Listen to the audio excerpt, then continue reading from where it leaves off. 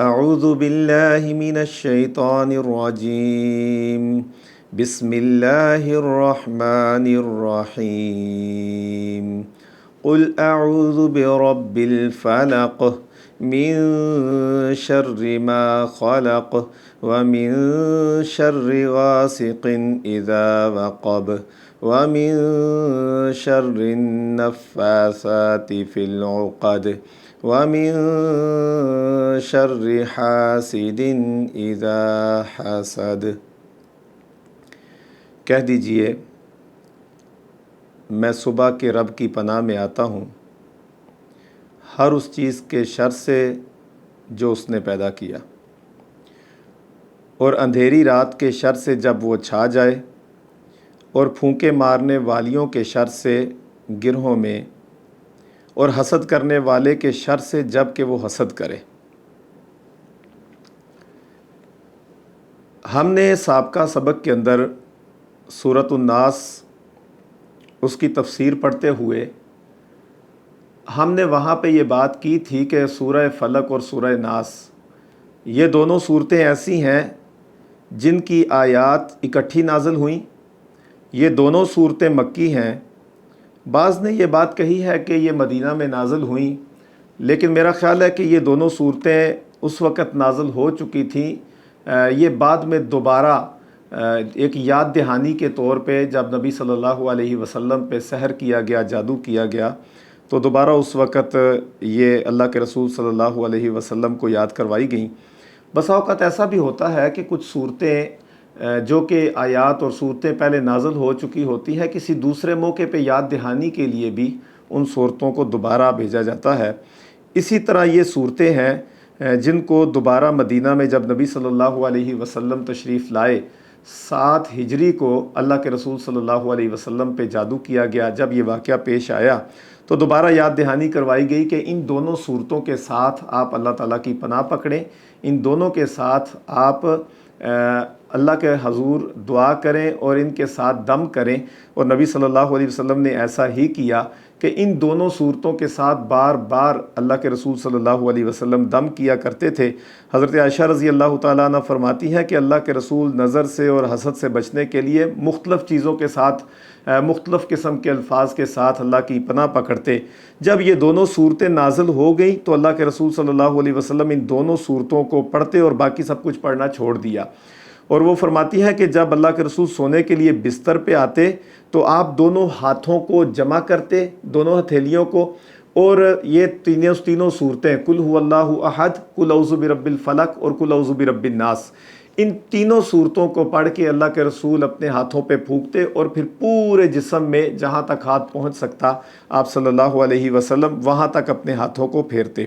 اور کہتی ہے کہ جب نبی صلی اللہ علیہ وسلم کی طبیعت زیادہ خراب ہو گئی، جب آپ بیمار ہو گئیں، تو اس وقت پھر یہ میں عمل کیا کرتی تھی کہ یہ صورتیں پڑھ کے اپنے ہاتھوں پہ پھونک کے اللہ کے رسول صلی اللہ علیہ وسلم کے جسم اطہر پہ میں ہاتھ پھیرا کرتی تھی۔ تو آج ہم انشاءاللہ سورۃ الفلق کی تفسیر پڑھیں گے، لیکن اس کی تفسیر شروع کرنے سے پہلے اس کے اندر جو ایک واقعہ آتا ہے جس میں نبی صلی اللہ علیہ وسلم پہ جادو کیا گیا، ہم اس حوالے سے بات کرنا چاہیں گے۔ وہ واقعہ کچھ اس طرح سے ہے کہ 7 ہجری کو اللہ کے رسول صلی اللہ علیہ وسلم کے خلاف، کیونکہ بہت بڑے کہہ لیں کہ سازشیں، جادو ٹونے، ہر قسم کی سازشیں اور ہر قسم کا پروپیگنڈا کیا جا رہا تھا۔ بہت سارے لوگوں نے یہ کوشش کی کہ اللہ کے رسول صلی اللہ علیہ وسلم کو نعوذ باللہ قتل کے پروگرام بھی بنائے، آپ کے راستے کو روکنے کے لیے بہت سارے پروپیگنڈے کیے گئے۔ صحابہ کرام کو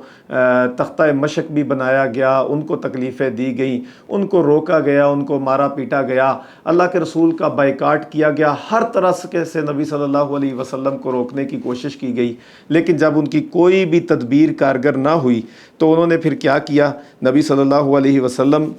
کے خلاف جادو ٹونے کا پروگرام بنایا گیا، اور ایک یہودیوں کا وفد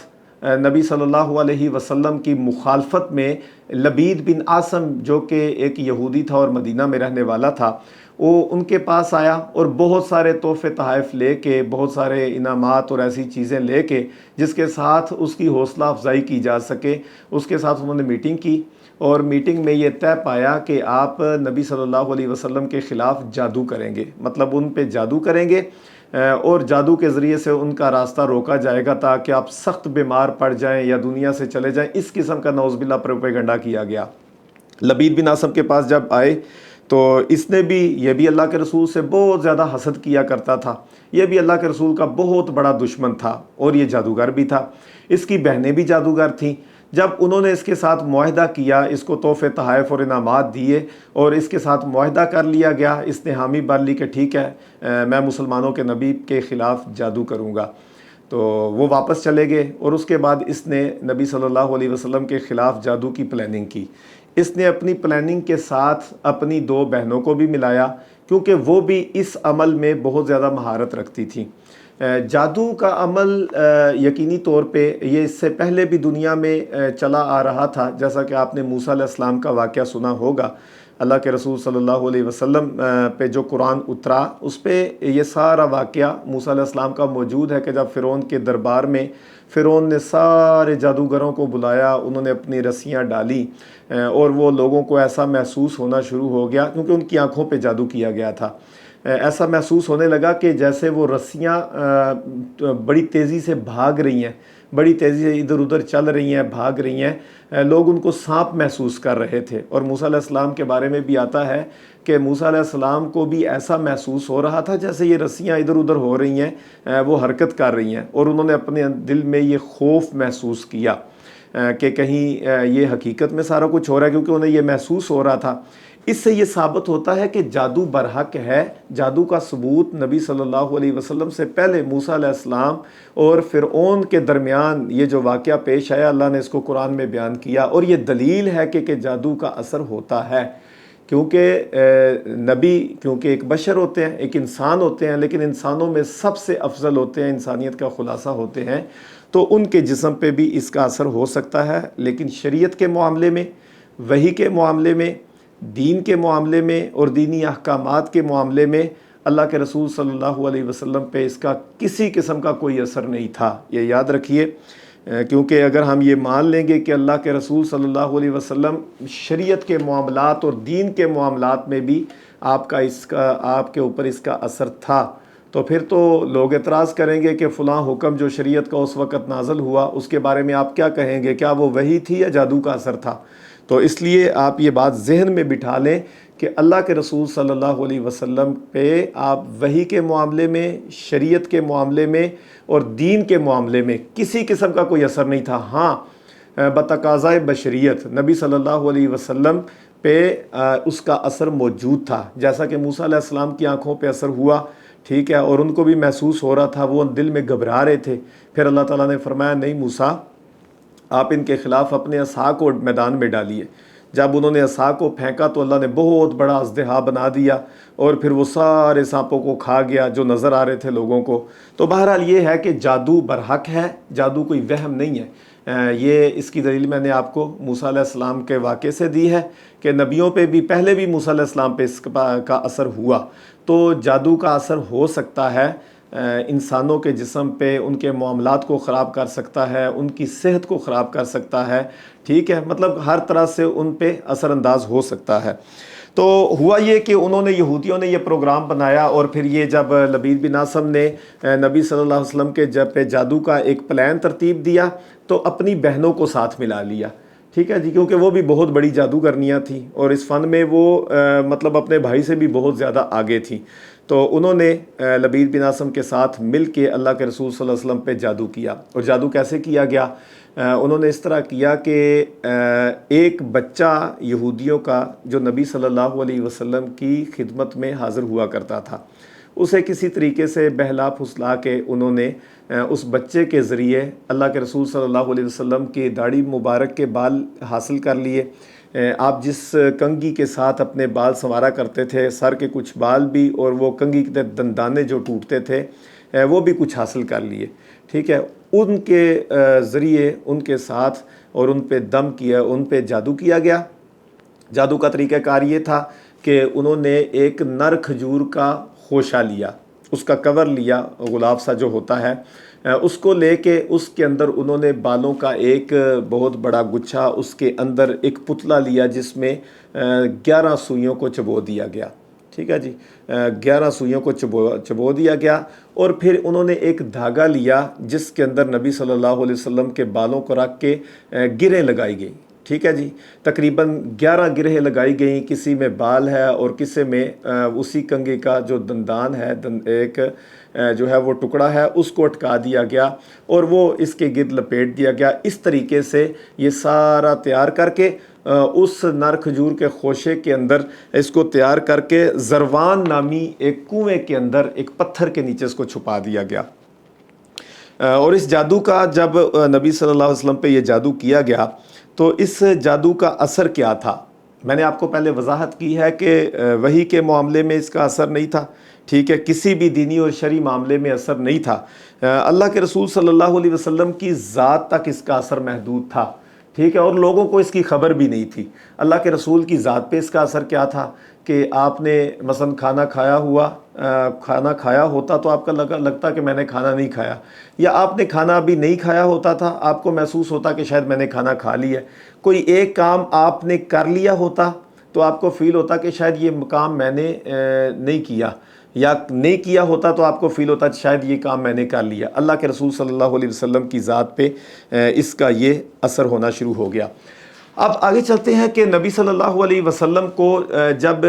محسوس ہوا کہ یہ اس طرح کے معاملات ہو رہے ہیں، کوئی ایسی واضح نشانی اور علامت ظاہر نہیں ہو رہی کہ جس کے ساتھ پتہ چل سکے کہ یہ کیا معاملہ ہے۔ ایک دن اللہ کے رسول بڑے پریشان ہوئے اور پریشانی کی کیفیت میں نبی صلی اللہ علیہ وسلم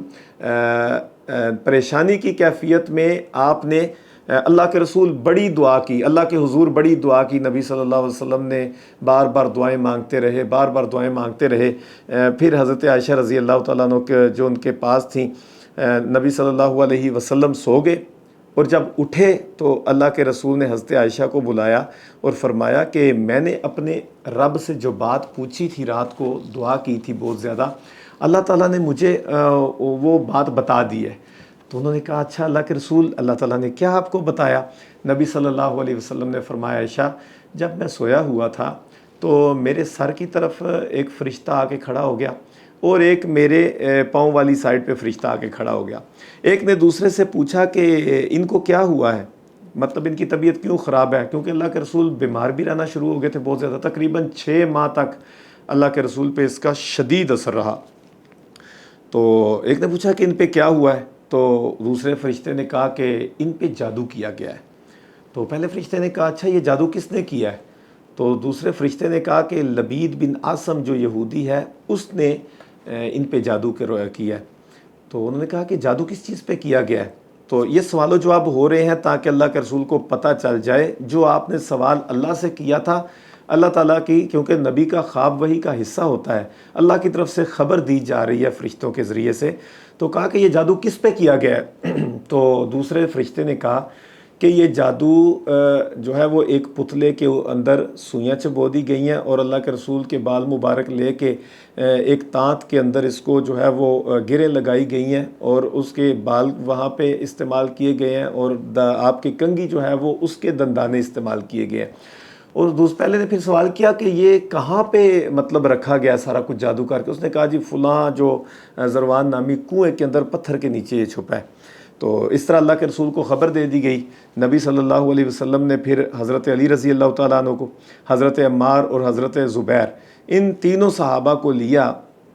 اور اللہ کے رسول اس کنویں پہ چلے گئے،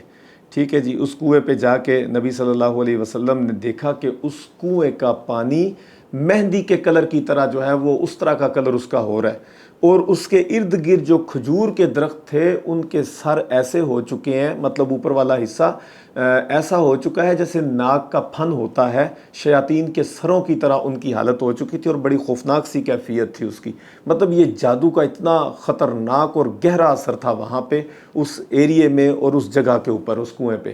تو نبی صلی اللہ علیہ وسلم نے فرمایا کہ یہاں پہ مجھے خبر دی گئی ہے تو تم اس کو نکالو۔ پھر وہ پانی نکالا گیا اور پھر پتھر کو تلاش کیا گیا، اس کے نیچے سے آخر کار وہی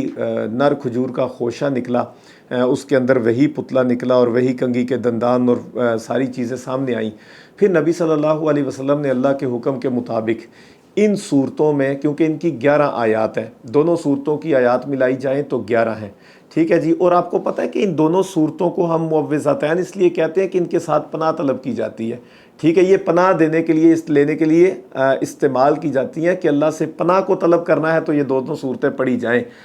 نبی صلی اللہ علیہ وسلم نے ان کی ایک آیت کو پڑھتے اور ایک گرہ کو کھولتے، پھر دوسری آیت کو پڑھتے، دوسری گرہ کو کھولتے، مطلب اس پہ پھونکتے بھی جاتے اور اس کو کھولتے بھی جاتے۔ جب 11 کی 11 آیتیں دونوں صورتیں مکمل ہوئیں تو 11 کی 11 گرہیں کھول دی گئیں، اور اللہ کے رسول فرماتے ہیں مجھے ایسا محسوس ہونے لگا جیسے میں رسیوں میں جکڑا ہوا تھا اور مجھے آزاد کر دیا گیا ہے۔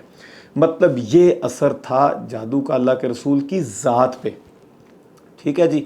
تو اس طرح سے جادو کا علاج کیا گیا اور امت کو رہنمائی کی گئی کہ اگر کسی پہ جادو کا اثر ہو، اگر کسی پہ سحر کا اثر ہو، جنات کا مسئلہ ہو، کیونکہ وہ یہودی نبی صلی اللہ علیہ وسلم سے حسد بھی بہت کرتے تھے، ٹھیک ہے۔ ابو جہل کا سب سے بڑا مسئلہ تو یہ حسد کا ہی تھا نا اللہ کے رسول سے، مکے میں بھی، ٹھیک ہے، حسد بہت زیادہ کرتا تھا۔ عبد مناف کے ساتھ کہتا تھا کہ ہمارے مقابلے ہیں، ٹھیک ہے، یہ بھی کھانا کھلاتے ہیں، ہم بھی کھلاتے ہیں۔ تو یہ حسد کی بنیاد پہ بھی بہت سارے معاملات ہوتے ہیں۔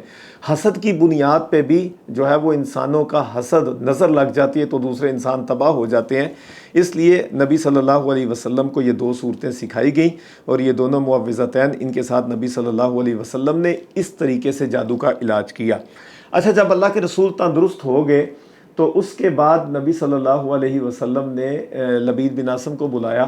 صحابہ کرام اس کو لے کے آئے، اس کو کہا کہ ابھی تو نے یہ حرکت کی ہے؟ تو اس نے اعتراف کر لیا، جی میں نے یہ حرکت کی ہے۔ اللہ کے رسول نے بتایا کہ مجھے تو خبر دی گئی اور تو نے یہ حرکت کیوں کی ہے؟ تو خیر اس نے کہا کہ مجھ سے غلطی ہو گئی۔ یہ وہ اللہ کے رسول صلی اللہ علیہ وسلم نے جب اس نے اعتراف کر لیا تو نبی صلی اللہ علیہ وسلم نے اسے بغیر انتقام لیے معاف کر دیا، جانے دیا۔ تو اب اس واقعے سے ہمیں کچھ چیزیں سمجھ آتی ہیں۔ ایک چیز تو سمجھ آتی ہے کہ جادو برحق ہے، ٹھیک ہے جی، جادو برحق ہے، یہ وہم نہیں ہے، جیسا کہ موسیٰ علیہ السلام کے سامنے بھی جادو کیا گیا۔ اچھا، دوسرے نمبر پہ ہمیں یہ چیز سمجھ آتی ہے کہ اگر جادو ہو جائے، خدا نہ خواستہ کوئی ایسا مسئلہ آپ کو محسوس ہو رہا ہو، دوائیاں لے رہے ہیں، شفا نہیں ہو رہی، بالکل کسی قسم کا افاقہ نہیں ہو رہا، ٹھیک ہے، رپورٹس کرا رہے ہیں بالکل کلیئر آ رہی ہیں، تو ہمیں تھوڑا سا اس طرف بھی توجہ کر لینی چاہیے۔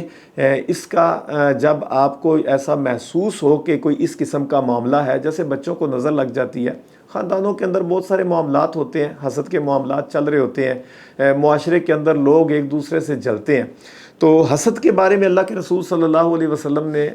جو ہے وہ فرمایا نا کہ ایاکم والحسد، حسد سے بچو، فإن الحسد یاکل الحسنات، حسد نیکیوں کو کھا جاتا ہے، کما تاکل النار الحطب، جیسا کہ آگ خشک لکڑیوں کو کھا جاتی ہے۔ تو حسد سے بچنے کے لیے، جادو سے بچنے کے لیے ان دونوں صورتوں کو حرز جاں بنا لیں، اپنی زندگی کی روٹین بنا لیں، جیسا کہ نبی صلی اللہ علیہ وسلم رات کو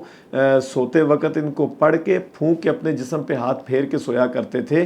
ہمیں بھی چاہیے، اور نبی نے صحابہ کو بھی یہ ترغیب دی۔ صبح شام کے اذکار آپ دیکھتے ہیں مساجد میں بھی لکھے ہوتے ہیں، آپ کتابوں کے اندر بھی پڑھتے ہیں، ان کے اندر یہ شامل ہے، ہر نماز کے بعد بھی اور صبح شام کے اذکار کے اندر بھی، خاص طور پہ 3 دفعہ قل هو اللہ احد، قل اعوذ برب الفلق اور قل اعوذ برب الناس، ان صورتوں کو بار بار پڑھنے کی تلقین کی گئی ہے۔ اچھا، اب جادو، دوسری چیز تو ہمیں یہ پتہ چلی کہ جادو جو ہے وہ اس کا اثر ختم کرنے کے لیے ان دونوں صورتوں کے ساتھ دم کیا جائے گا، ٹھیک ہے جی۔ اور تیسری چیز اس سے ہمیں یہ بھی سمجھ آئی کہ جادو کرنا کوئی اچھا عمل نہیں ہے، ٹھیک ہے، جادو کرنا جو ہے وہ انتہائی کبھی عمل ہے، شریعت نے اس کو ناپسند کیا ہے، بلکہ نبی صلی اللہ علیہ وسلم نے جادو سیکھنے والے کو، سکھانے والے کو، ٹھیک ہے، اور جادو کرنے والے کو، ان کے بارے میں کفر کا حکم لگایا ہے کہ جو جادو کو سیکھتا ہے، سکھاتا ہے، جو جادو کرتا ہے، اس میں انوالو ہوتا ہے، یہ بندہ کفر پہ قائم ہے۔ جیسے کہ آتا نہیں وما کفر سلیمان، کہ سلیمان علیہ السلام نے وہ کفر نہیں کیا، ولیکن الشیاطین کفروا، ٹھیک ہے، یہ کفر شیطانوں کا تھا کہ یعلمون الناس السحر، کہ وہ لوگوں کو جادو سکھایا کرتے تھے، اس لیے جادو کو سکھانا بھی کفر ہے، جادو کو سیکھنا بھی کفر ہے، اور اس کا کرنا بھی کفر ہے۔ تو یہ تینوں چیزیں پتہ چلیں۔ اب انشاءاللہ ہم سورت کا ترجمہ اور تفسیر پڑھیں گے تو ہمیں بڑی آسانی کے ساتھ یہ سارا واقعہ سمجھ آ جائے گا۔ تو جو کچھ لوگ اس طرح کی بات کرتے ہیں کہ یہ اس واقعے کی وجہ سے یا اس موقع پہ یہ صورتیں نازل ہوئیں، اس لیے ان کو مدنی صورتیں بھی کہتے ہیں وہ لوگ، تو یہ دیکھیں اس میں تو صرف وَمِن شَرِّ النَّفَّاثَاتِ فِی الْعُقَدِ، ٹھیک ہے، گروہ میں پھونکے مارنے والیوں کے شر سے، اس آیت کے تحت تو یہ واقعہ ہم بیان کرتے ہیں۔ اس سے تو پتہ چلتا ہے کہ اس کا اس کے ساتھ تعلق ہے، لیکن ان کا شان نزول جو ہے وہ مکہ میں یہ نازل ہو چکی تھی، جب مشرکین مکہ اللہ کے رسول سے حسد بھی کرتے تھے، مخالفت بھی کرتے تھے، ہر طرح کا انہوں نے نبی علیہ السلام کو آفرز بھی دی، ٹھیک ہے، کہ آپ سرداری چاہتے ہیں سب کچھ کریں گے، لیکن اس سے پہلے مطلب یہ صورتیں نازل ہو چکی تھی، تب اللہ کے رسول صلی اللہ علیہ وسلم پہ یہ صورتیں نازل ہوئی۔ یہاں یاد دہانی کے لیے پھر دوبارہ اللہ کے رسول کو یہ یاد دہانی کروائی گئی۔ تو اب ہم چلتے ہیں سورۃ الفلق مکیہ، ٹھیک ہے جی، یہ سورت مکی ہے۔ اعوذ باللہ من الشیطان الرجیم، اس کی وضاحت پچھلے اسباق میں ہو چکی ہے۔ بسم اللہ الرحمن الرحیم، اس کی بھی تفسیر بیان کر دی گئی ہے۔ تو قل، کہہ دیجئے، اعوذ، اچھا کل کا لفظ یہ اس کا مطلب ہوتا ہے آپ کہہ دیجئے، ٹھیک ہے، یہ حکم ہوتا ہے کہ کہہ دو، ٹھیک ہے۔ یہاں پہ نبی صلی اللہ علیہ وسلم کو مخاطب کیا گیا کہ آپ کہہ دیجئے، لیکن کیونکہ سب کو ان صورتوں کے ساتھ پناہ مانگنے کا حکم دیا گیا ہے، تو لہٰذا عمومی طور پہ ہر امت مسلمہ کا فرد، ہر مسلمان، اس کل سے مراد ہے، کل کہہ دیجئے اعوذ، میں پناہ میں آتا ہوں یا میں پناہ پکڑتا ہوں۔ استعاذہ کا لغوی معنی ہوتا ہے پناہ طلب کرنا، ٹھیک ہے جی، پناہ پکڑنا، پناہ طلب کرنا۔ تو یہاں پہ اعوذ برب الفلق کہا گیا کہ میں پناہ میں آتا ہوں صبح کے رب کی۔ یہاں پہ اعوذ بربی کہا گیا، برب الفلق کہا گیا، اعوذ باللہ نہیں کہا گیا، جبکہ ہم عام روٹین میں پڑھتے ہیں تو ہم اعوذ باللہ پڑھتے ہیں۔ تو یہاں پہ اعوذ برب الفلق کہا گیا، تو یہ اللہ تعالیٰ یہاں رب کے ساتھ پناہ طلب کی گئی۔ تو یہاں پہ ایک نقطہ آپ نوٹ کر لیں کہ اللہ تعالیٰ کی ذات، اللہ کے بہت سارے صفاتی نام ہیں، ٹھیک ہے، اللہ تعالیٰ کے بہت ساری صفات ہیں۔ جس قسم کی دعا مانگنی ہوتی نبی صلی اللہ علیہ وسلم اللہ کی اس قسم کی صفت کے ساتھ جو ہے وہ دعا مانگا کرتے۔ اگر اللہ سے آپ نے رحم کو طلب کرنا ہے تو اللہ کے رحمان الرحیم کا واسطہ دیجئے، ٹھیک ہے، رحمان الرحیم کی صفات کو بیان کیا جائے گا، ٹھیک ہے۔ اللہ تعالیٰ سے رزق مانگنا ہے تو وانتا خیر الرازقین، ٹھیک ہے، اللہم ارزقنا وانتا خیر الرازقین، اللہ کی اس صفت کا اظہار کیجئے۔ تو یہاں پہ کیونکہ پناہ طلب کرنی تھی، ٹھیک ہے، یہاں پہ رب کا لفظ استعمال کیا گیا، اور رب الفلق کہا گیا۔ کیوں کہا گیا رب الفلق؟ اس لیے کہا گیا، جب ہم با کے ساتھ پڑھتے ہیں تو برب الفلق پڑھتے ہیں، جب ویسے پڑھیں گے تو رب الفلق بھی کہہ سکتے ہیں عام لغت کے اعتبار سے۔ تو برب الفلق یہاں پہ کہا گیا، تو پناہ مانگی گئی صبح کے رب کی۔ رب کہتے ہیں پالنے والے کو، ٹھیک ہے جی، رب کہتے ہیں پالنے والے کو۔ اچھا آپ نے پڑھا تھا رب پہ چار چیزیں لازم آتی ہیں، خالق بھی ہونا، مالک بھی ہے، ٹھیک ہے، وہ رازق بھی ہے، اور وہ منتظم بھی ہے، مدبر بھی ہے، ٹھیک ہے، یہ ساری چیزیں اللہ رب، لفظ رب کے اندر شامل ہے۔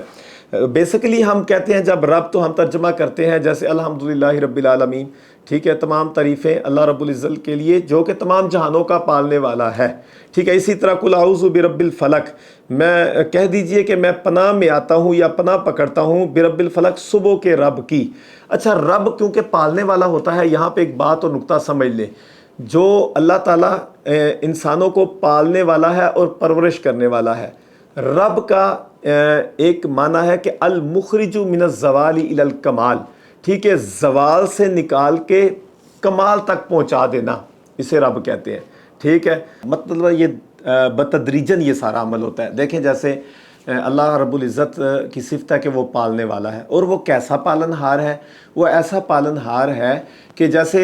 ہمارے ہاں روٹین میں، آپ ایک عام مثال سے آپ کو سمجھاتا ہوں، وہ یہ مثال ہے کہ جیسے ہم کسی انسان کے بچے کو یا کسی جانور کے بچے کو پالنے کے لیے ہم رکھتے ہیں اپنے پاس، ٹھیک ہے، تو ہم اس کو سردی سے بھی بچاتے ہیں، اس کو گرمی سے بھی بچاتے ہیں، ٹھیک ہے، اس کو بیماریوں سے بھی بچانے کی کوشش کرتے ہیں، اس کی خوراک کا، ڈائٹ کا بہت زیادہ خیال کیا جاتا ہے، ٹھیک ہے۔ اور جو ہے یہ دیکھ لیں کہ ایسا نہیں ہے کہ اگر ہم نے اپنے گھر میں کوئی طوطا یا کوئی چوزا رکھا ہوا ہے تو ہم اس کو ہاتھی کی خوراک ڈال رہے ہوتے ہیں، نہیں، بلکہ ہم اس کو اس کی ضرورت کے مطابق جو ہے وہ اس کی خوراک دے رہے ہوتے ہیں۔ تو اس لیے حتیٰ کہ تب تک اس کو پالا جاتا ہے جب تک وہ باشعور نہیں ہو جاتا، مطلب وہ اپنے اچھے برے کی پہچان نہیں کر لیتا یا وہ بالغ نہیں ہو جاتا، تب تک اس کو ہر چیز سے بچایا جاتا ہے، جیسے انسان کا بچہ، ٹھیک ہے، دیکھیں نا، ماں کے پیٹ میں بھی اس کی حفاظت کی جاتی ہے، دوائیاں ایسی نہیں دی جاتی جو زیادہ گرم ہوں، یا اس کی کیئر کرنے کی کوشش کی جاتی ہے، ٹھیک ہے، اس کو سردی گرمی ہر چیز سے بچانے کی کوشش کی جاتی ہے، تو زیادہ ماں کو حرکت نہیں کرنے دی جاتی۔ پھر جب دنیا میں آ جاتا ہے پھر اس کو بھی سردی گرمی سے بچایا جاتا ہے، ہر وقت سنبھالا جاتا ہے، کسی لمحے بھی بچے کو اکیلا نہیں چھوڑا جاتا، اس کی اس طریقے سے پرورش کی جاتی ہے حتیٰ کہ وہ بالغ ہو جاتا ہے، وہ عقل مند اور باشعور ہو جاتا ہے۔ یہ بتدریجاً زوال سے کمال تک پہنچانا، ٹھیک ہے، اس کو کہتے ہیں پالنا، ٹھیک ہے۔ اور اللہ رب العزت تو ظاہری بات ہے، وہ تو اس کی یہ صفت ہے کہ وہ پالن ہار ہے، اور وہ ساری کائنات کا، تمام مخلوقات کا پالن ہار ہے، اس لیے اس کی پناہ مانگی کہ اعوذ بربی، رب کے ساتھ، رب سے پناہ مانگی گئی، اور ساتھ الفلق کہا گیا۔ فلک کا مطلب ہوتا ہے فلک کا مطلب ہے صبح، ویسے لفظی طور پہ فلک کا جو لغوی معنی ہے وہ ہوتا ہے پو پھٹنا، ٹھیک ہے، پھٹنا، پھاڑنا، پو پھٹنا، ٹھیک ہے، صبح کو کہتے ہیں پو پھٹنا، مطلب میں پناہ میں آتا ہوں پو پھٹنے کے رب کی، مطلب پو پھٹنا صبح کا وقت کو ہم اپنی زبان میں پہلے پو پھٹنا کہا جاتا تھا، تڑکے کا لفظ بھی استعمال کیا جاتا تھا، تو پو پھٹنا ہوتا ہے کہ مطلب دیکھیں رات بذات خود، صبح کے رب کی کیوں پناہ مانگی گئی؟ اس لیے کہ رات بذات خود ایک ڈرونی چیز ہے، ٹھیک ہے جی۔ رات کے اندر جو ہے وہ ایک جب اندھیرا پھیل جاتا ہے، ٹھیک ہے، ہر طرف جو ہے وہ اندھیرا اس کو اپنی لپیٹ میں لے جاتا ہے، تو رات کے وقت شر جو ہے وہ واضح ہونے شروع ہو جاتے ہیں، ٹھیک ہے، شیطان ہر طرف پھیل جاتے ہیں۔ اللہ کے رسول صلی اللہ علیہ وسلم نے فرمایا نا کہ رات کو جو ہے وہ شیاطین پھیل جاتے ہیں، اپنے بچوں کو اپنے گھروں میں سمیٹ لو، جب سورج غروب ہوتا ہے تو اس کے بعد اپنے جانوروں کو بھی باندھو اور بچوں کو بھی اپنے گھروں میں سمیٹ لو۔ اس لیے صبح کے رب کی جو اللہ ساری کائنات اندھیرے میں ڈوب جاتی ہے، اللہ تعالیٰ کا ایک نظام ہے، ٹھیک ہے، ہر کائنات، اور ویسے بھی کوئی بھی چیز دنیا کے اندر اگر مارز وجود میں آتی ہے تو وہ کسی کے جو ہے وہ کہہ لیں کہ انشقاق کے نتیجے میں، وہ پھٹنے کے نتیجے میں وہ پیدا ہوتی ہے، جیسا کہ ہم کہتے ہیں کہ دیکھیں پتھر پھٹتا ہے تو اس میں سے چشمہ نکلتا ہے، ٹھیک ہے جی، پتھر پھٹتا ہے تو اس میں سے چشمہ نکلتا ہے، جس طرح ماں کے رحم سے بچے کا پیدا ہو جانا، ٹھیک ہے، اس طرح کی بہت ساری اور مثالیں ہیں، جیسے انڈے سے جو ہے وہ اس کو اوپر والی جلد کو انڈے کی توڑ کے بچے کا پیدا ہونا، یہ ساری چیزیں ہمیں پتہ چل رہی ہیں، بادلوں میں سے بارش کا نکلنا، بادلوں کو پھاڑ کے بارش کا برسنا، یہ ساری چیزیں جو ہے وہ پھٹنے کے نتیجے میں کوئی چیز مارز وجود میں آتی ہے، ٹھیک ہے، جس طرح زمین و آسمان بھی پہلے ایک تھے پھر ان کو علیحدہ علیحدہ کیا گیا۔ بات یہ ہے کہ یہ ساری چیزیں ہمیں بتاتی ہیں کہ یہ صبح رات کا اندھیرا کتنا خطرناک ہوتا ہے، اور صبح پو پھٹنا، ٹھیک ہے، صبح کی جو سفیدی ہے اس کا نکلنا، کیونکہ اللہ تعالیٰ ہی جب ساری دنیا رات کے اندھیرے میں غرق ہو جاتی ہے اور یہ اندھیرا پھیل جاتا ہے، تو اللہ کی ذات ہے جو اس رات کے اندھیرے کو صبح کے سویرے میں پھاڑ کے صبح کی روشنی کو نکالتی ہے، ٹھیک ہے۔ تو اس لیے اللہ تعالیٰ کے جو ہے وہ رب الفلق کہا گیا کہ صبح کے رب کی پناہ میں آتا ہوں، صبح کے رب کی پناہ پکڑی گئی ہے۔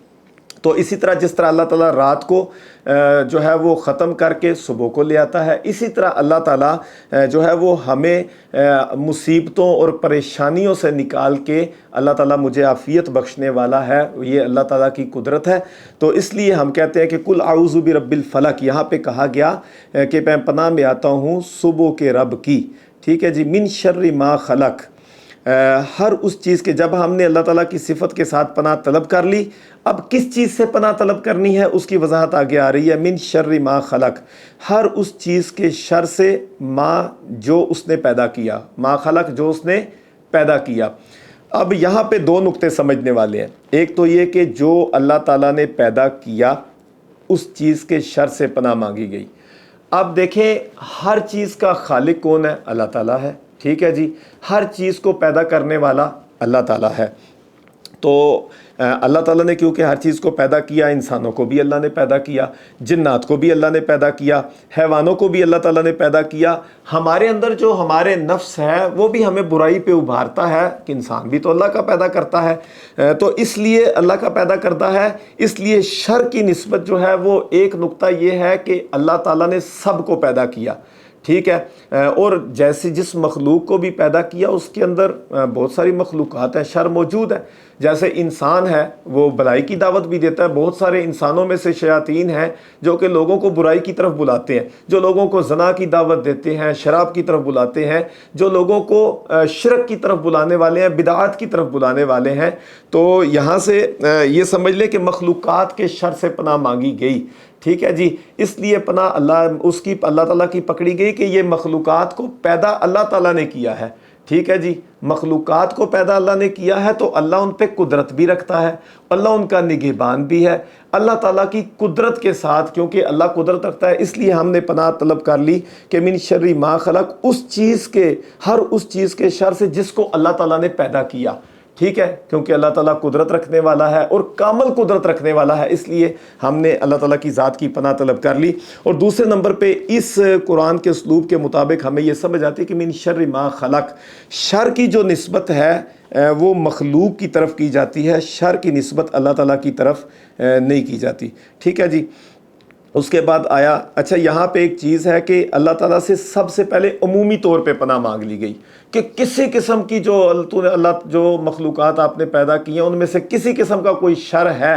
جو ان سے صادر ہوتا ہے، اللہ ان سب کے شر سے، ہر قسم کے ان مخلوقات کے شر سے میں آپ کی پناہ میں آتا ہوں۔ عمومی طور پہ مخلوقات کے شر سے پناہ مانگ لی گئی۔ اس کے بعد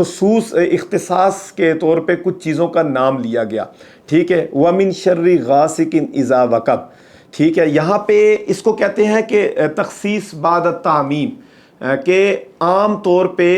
جو ہے ایک چیز کو بیان کر دینا، اس کے بعد کچھ نکات کو خاص کرنا۔ پہلے عام جو ہے وہ مخلوق کے شر سے پناہ طلب کی گئی، پھر اس کے بعد 3 چیزوں کا باقاعدہ طور پہ نام لیا گیا جن سے پناہ مانگی گئی۔ اور یہاں پہ ایک نقطہ یہ بھی ہے، دیکھیں جو چیزیں ایسی ہیں جن کا شر بالکل واضح ہوتا ہے، جیسا کہ ایک بھیڑیا ہے، وہ چیرنے پھاڑنے والا جانور ہے، ٹھیک ہے، اس کا شر واضح ہے، اس کا تذکرہ نہیں کیا گیا۔ شیر ہے، وہ واضح طور پہ چیر پھاڑ کرنے والا جانور ہے، سانپ ہے وہ ڈسنے والا ہے، بچھو ہے وہ ڈسنے والا ہے، ان کے شر بالکل واضح ہیں۔ ان چیزوں کے شر سے پناہ مانگی گئی جو چیزیں ہمیں نظر نہیں آ رہی ہوتی، ٹھیک ہے، ان میں سب سے پہلے وَمِن شَرِّ غَاسِقٍ إِذَا وَقَبَ، اندھیری رات کے شر سے جب وہ چھا جائے۔ غاسق کہتے ہیں اندھیرے کو، ٹھیک ہے جی، اندھیری رات کے شر سے اذا وقب۔ اچھا اندھیری رات کے شر سے کیوں پناہ مانگی گئی؟ اس لیے پناہ مانگی کہ دنیا کے اندر جتنے بھی جرائم ہوتے ہیں وہ رات کے اندھیرے میں ہوتے ہیں، ٹھیک ہے جی، جتنے بھی جرائم ہوتے ہیں، دیکھیں چور چوری کرنے کے لیے رات کا انتخاب کرتے ہیں، زانی زنا کے لیے، زنا کی مجلس جو ہے وہ اپنی سجانے کے لیے رات کا انتخاب کرتے ہیں، شرابی شراب کا نشہ کرنے کے لیے رات کا انتخاب کرتے ہیں، اسی طرح کوئی بھی جنات جو ہیں وہ رات کے وقت نکلتے ہیں، جیسے میں نے آپ کو حدیث سنائی کہ رات ہوتی ہے تو یہ شیاطین پھیل جاتے ہیں، تو یہ بھی رات کا انتخاب کرتے ہیں۔ اور اسی طرح رات کا ڈر ہوتا ہے، رات کی اپنی ایک بہت بڑی دہشت ہوتی ہے انسانوں کے دلوں میں، کوئی بھی رات کو دیکھے نا، لوگ ڈرتے ہیں رات کو قبرستانوں کی طرف جاتے ہوئے، تو یہ ڈر ہوتا ہے،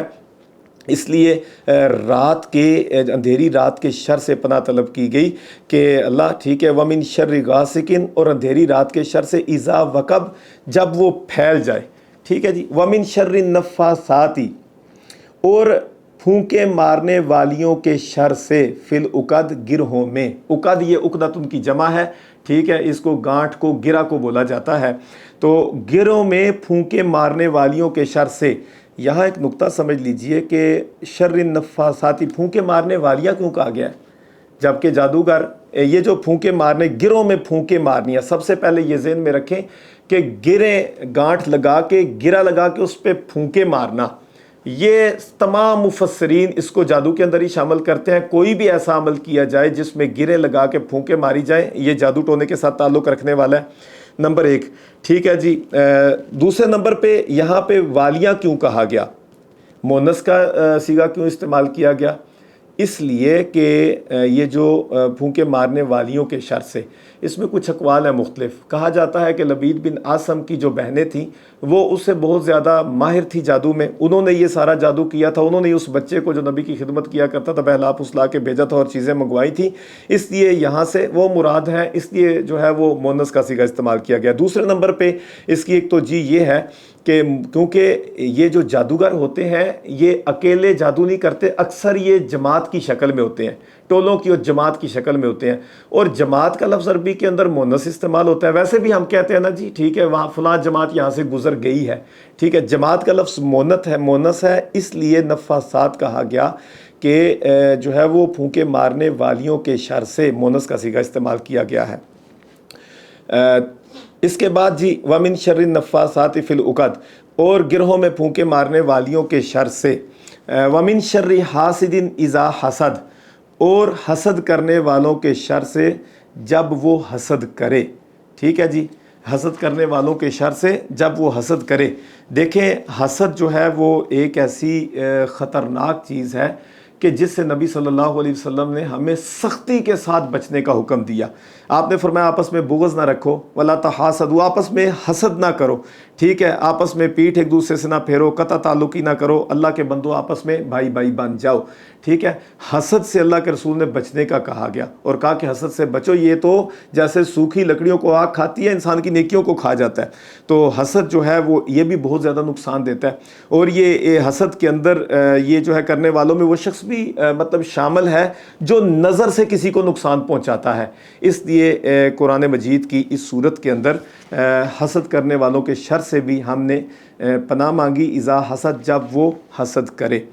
تو یہاں پہ بس اب آخری یہ بات سمجھ لیں کہ قل اعوذ برب الفلق، کہہ دیجئے میں صبح کے رب کی پناہ میں آتا ہوں، من شر ما خلق، تمام مخلوقات سے عمومی طور پہ پناہ مانگ لی گئی، ٹھیک ہے، ہر اس چیز کے شر سے جس کو اس نے پیدا کیا، ومن شر غاسق اذا وقب، عموم کے بعد تخصیص کی گئی کہ پہلے کہ اندھیری رات کا جو ہے وہ اس کے شر سے پناہ مانگی گئی جب وہ چھا جائے کیونکہ نظر نہیں آتا اس کا شر، ومن شر النفاثات فی العقد، گروں میں پھونکے مارنے والیوں کے شر سے، کیونکہ جادوگر بھی چھپ کے یہ عمل کر رہے ہوتے ہیں، کسی کو نظر نہیں آ رہے ہوتے، بظاہر پتہ نہیں ہوتا، اس لیے جو ہے وہ اس سے بھی پناہ طلب کی گئی، ومن شر حاسد اذا حسد، حسد کرنے والے کا بھی کوئی پتہ نہیں ہوتا، ٹھیک ہے، اس لیے یہاں سے بھی پناہ طلب کی گئی۔ اب آخر میں آتے ہیں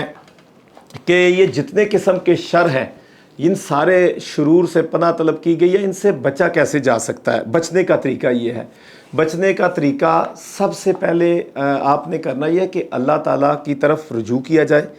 اللہ تعالیٰ پہ توکل کیا جائے اور اپنے معاملات کو اللہ کے سپرد کر دیا جائے۔ سب سے پہلے اللہ پہ عقیدہ مضبوط ہو کہ اللہ کے سوا کوئی نقصان نہیں پہنچا سکتا، کوئی نفع نہیں دے سکتا، اپنی ذات کو اللہ کے سپرد کر دینا۔ دوسرے نمبر پہ ہم ان ہر قسم کے شر سے تب بچ سکتے ہیں جب ہم صبح و شام کے اذکار جو نبی صلی اللہ علیہ وسلم نے سکھائے ہیں ان دعاؤں کا اہتمام کریں، ٹھیک ہے، صبح و شام کے اذکار کو اپنی زندگی کا حصہ بنا لیں، اور ان اذکار کے اندر جو ہے وہ قرآن کریم کی تلاوت بھی ہے، ٹھیک ہے، ان اذکار کے اندر آیت الکرسی کو پڑھنا بھی ہے، ان اذکار کے اندر قل اعوذ برب الفلق، قل اعوذ برب الناس، قل هو اللہ احد کو پڑھنا بھی ہے، ان کے اندر جو ہے وہ سورہ فاتحہ کو پڑھنا بھی ہے، ان کے اندر سورہ بقرہ کی آخری 2 آیات کو پڑھنا بھی ہے۔ جب ہم ان ساری چیزوں کو اپنی زندگیوں میں عملی طور پہ لے آئیں گے تو انشاءاللہ یہ ہر قسم کا شر یہ ہمیں نقصان نہیں پہنچا سکے گا، خود بھی بچیں، اپنے بچوں کو بھی ہر قسم کے شر سے بچانے کے لیے ان پہ دم کیا کریں۔ ان چیزوں کو اپنا کے اپنی زندگی کو ہم محفوظ کر سکتے ہیں۔ اللہ تعالی ہم سب کا حامی و ناصر ہو۔ اللہ تعالی ہماری یہ چھوٹی سی کوشش اور کاوش اللہ قبول و منظور فرمائے۔